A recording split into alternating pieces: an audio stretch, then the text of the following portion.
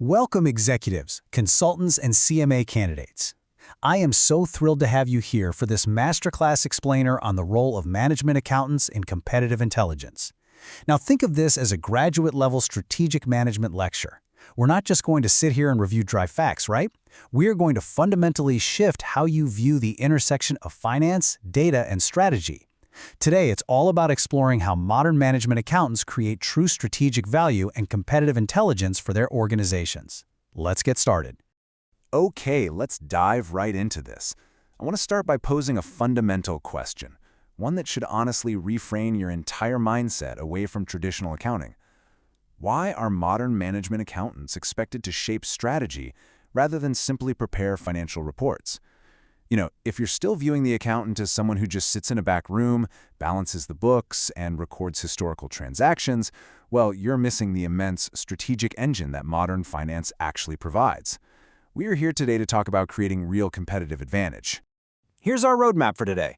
We're going to quickly cover the evolution of the accountant, jump into the 4 roles of intelligence, look at analyzing the competition, discuss the ethical imperative, run through some real-world cases, and then wrap the whole thing up with our CSCA Masterclass conclusion.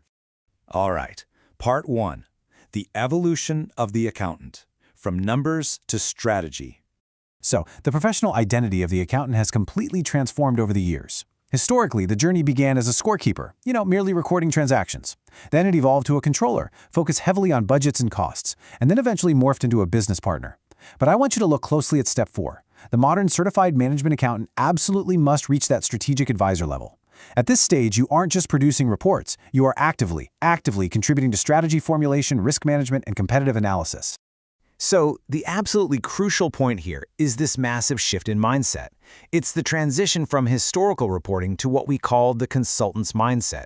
The old approach was entirely retrospective. It was always asking, okay, what happened last quarter? The new strategic advisor approach flips that on its head and asks, why did it happen? What are our competitors doing right now? And what should management do next? You literally have to convert financial data into actionable, forward-looking strategic insight.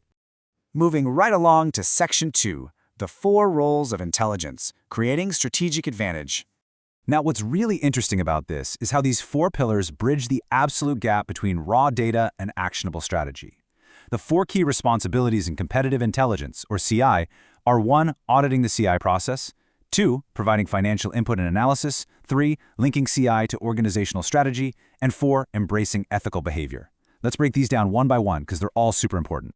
Role 1 focuses entirely on understanding and auditing the CI process. You constantly have to ask, are the data sources we're using reliable? Does this intelligence actually support our overall organizational priorities? There is a massive trap here, especially if you're taking the CSCA exam, where people just assume competitive intelligence belongs only to the marketing department. No way. Wrong. Management accountants must validate that the intelligence being gathered is accurate and that key risks are genuinely being monitored. You, my friend, are the ultimate filter for reliability. Let's move over to the second role and see how this builds into financial input. You're evaluating competitors through some really critical metrics. Think of these in groups. You've got revenue trends, cost structures, and pricing strategies. Then there's profitability, liquidity, and leverage, along with operational efficiency and growth patterns. But remember that consultant's mindset we just talked about. The goal isn't just calculating these ratios. The CSCA examiner doesn't just want to know if you can punch numbers into a calculator. They want to know if you can interpret what those ratios reveal about the competition's very next move. And all of that financial analysis flows directly into Role 3, linking CI to strategy. Because let's face it, competitive intelligence is completely useless unless it actually influences executive decisions. You use those financial insights to answer some massive strategic questions. Which markets actually deserve our investment? Which competitor poses the single greatest threat to us? And most importantly, which strategies are financially sustainable over the long term? You are the bridge connecting financial realities to resource allocation. All right, Section 3, analyzing the competition through some real-world many cases. I want you to put your strategic advisor hats on for a second. Here are 3 rapid-fire mini cases showing how financial input directly drives intelligence. In the airline industry, you aren't just looking at top-line income. You're analyzing ticket pricing, fuel costs, and route profitability to benchmark against competitor margins. Over in technology, your focus totally shifts to evaluating research spending and innovation returns so you can judge R&D ROI against the rest of the market. And in retail, you're examining pricing strategies and operating margins to assess customer profitability. In every single one of these cases, accounting information directly dictates the competitive strategy. It's fascinating. Let's try a scenario-based question together. Imagine a competitor suddenly and aggressively reduces their prices. Do you panic? Absolutely not. You ask, can they actually sustain this price reduction? Or do they possess some hidden cost advantage we don't know about? And this brilliantly illustrates how accountants analyze strategy sustainability.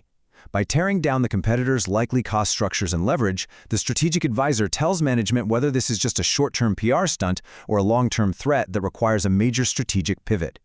Let's move to Section 4, the ethical imperative, protecting the organization. We absolutely must firmly contrast our required ethical standards with the severe dangers of corporate espionage. Our professional responsibilities mandate strict confidentiality, integrity, objectivity, competence, and fairness. On the flip side, unethical practices, things like industrial espionage, bribery, misuse of confidential data, or unauthorized access to competitors' systems, these are strictly forbidden. Why? Because ethical behavior protects the organization's reputation, it protects stakeholder trust, and it protects your personal professional credibility. Imagine this mini-case scenario for a moment. An overly eager employee manages to obtain unauthorized, highly confidential pricing data from a competitor and happily hands it over to the finance department to use in strategic planning. What is the only correct response for its strategic advisor? Reject the information and uphold ethical and professional standards. End of story. Never, ever compromise your integrity for a short-term data win. And finally, Section 5, our CSCA Masterclass conclusion, synthesis and review. Let's synthesize everything we've discussed today into some high-yield takeaways, focusing heavily on exam preparation and real-world application. We're going to start with common exam traps you need to avoid. The CSK examiner is absolutely looking to trick you if you hold on to outdated views. Trap 1. Viewing accountants as scorekeepers. Remember, we are strategic partners now. Trap 2. Thinking CI belongs only to marketing. Accountants play a major role in auditing it. Trap 3. Ignoring ethics. Ethics is central to everything. Trap 4. Separating finance from strategy. They are deeply, deeply interconnected. And Trap 5. Focusing only on historical reporting. You must be supporting future decisions. Okay, here is a rapid-fire recap of our top 10 takeaways to really cement that consultant's mindset. Points 1 through 3 focus on data. Transform financial data into intelligence, support executive decisions, and audit CI reliability. Points 4 through 7 focus on strategy. Quantify strategic risks, interpret, don't just calculate, financials, link CI directly to strategy, and guide how we allocate resources. Finally, points 8 through 10 center on your specific role. Protect reputation via strict ethics, absolutely reject espionage, and continuously evolve into the role of a strategic advisor. If you are sitting for the exam anytime soon, you need to lock down these 5 highly tested concepts. First, auditing the CI process to ensure data validity. Second, providing financial analysis that actually interprets competitor moves. Third, linking CI to strategy to guide major investments. Fourth, embracing ethical behavior at all costs. And fifth, understanding the fundamental evolution of the accountant from a simple scorekeeper to a trusted advisor. To truly master this material, I want to leave you with a really practical memory technique known as the golden rule for this topic. Whenever you face a strategic accounting scenario, I don't want you to ask, what reports can I prepare? Instead, treat this as an urgent, practical checklist of 5 rapid-fire questions. 1. What strategic decision must be supported? 2. What financial insights can be generated? 3. How can intelligence improve our competitiveness? 4. What ethical issues arise here? And 5. How can we seamlessly connect finance and strategy? Finally, let's close our Masterclass Explainer today with a moment for executive reflection. I really want you to ask yourself, what do the numbers actually reveal about your competitors? Which of your strategies are truly financially sustainable? And ultimately, how can you use accounting to dramatically improve your organization's competitive advantage? The value of a modern management accountant no longer lies in producing numbers alone. It lies in transforming that financial information into powerful, game-changing strategic intelligence. So, what's your next strategic move going to be? Thank you so much for joining me, and keep thinking strategically.